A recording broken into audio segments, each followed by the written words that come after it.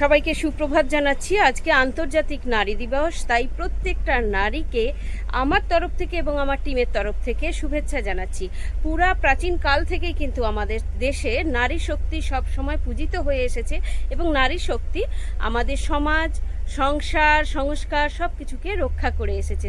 তো আজকের দিনে আপনারা অবশ্যই স্ত্রী পুরুষ নির্বিশেষে একটা সংকল্প নিন যে স্ত্রীদের রক্ষা করা বিভিন্ন দিক থেকে। সমাজের তো একটা দিক থাকে না, মানসিক দিক থেকে এবং স্বাস্থ্যের দিক থেকে, যে স্ত্রীদের রক্ষা করাটা পুরুষদেরও কাজ।